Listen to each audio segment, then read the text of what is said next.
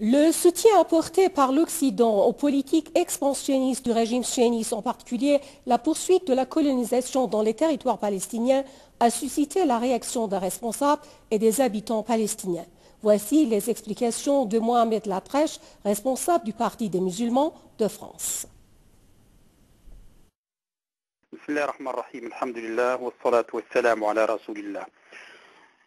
Écoutez, c'est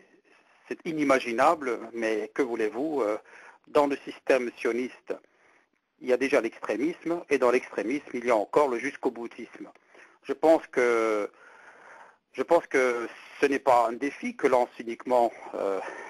le Premier ministre Benjamin Netanyahou à l'administration Obama. À mon avis, c'est une déclaration de guerre.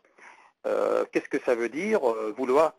construire 20 logements ou acheter ou je ne sais pas spolier, parce qu'il n'y a pas que 20 logements, il y a toute une grande partie de Jérusalem qui, elle, est quand même une propriété des Maqdissi, des habitants d'Al-Quds, qui sont les Palestiniens de Jérusalem, que cette partie-là, maintenant, le plan vise non seulement à sortir les Palestiniens de Jérusalem, et puis dans un premier temps, et de ce qui reste encore de la Palestine occupée, mais maintenant c'est carrément de transplanter dans cette partie-là des colonies à l'intérieur même des quartiers pour encore une fois augmenter les tensions, et je pense que ça veut dire que c'est clair que ce gouvernement est un gouvernement qui n'a cure de la position américaine, et je pense qu'à ce niveau-là, le président Obama, et d'ailleurs je m'étonne aussi des positions de sa secrétaire d'État, Madame Clinton, qui elle, au moment où justement il y a toutes ces provocations de la part de ce gouvernement sioniste, qu'elle se targue encore de dire qu'elle souhaite que les pays musulmans, et elle cite notamment les pays arabes, accélèrent leur processus de normalisation avec l'entité sioniste. Je crois que voilà, nous, la perspective qui s'offre maintenant au peuple de cette région, c'est l'affrontement, et je crois que le Benjamin Netanyahou est en train d'accélérer les choses. Cette colonisation, c'est une déclaration de guerre au monde musulman. Ça dépasse le cadre de la Palestine et des Palestiniens.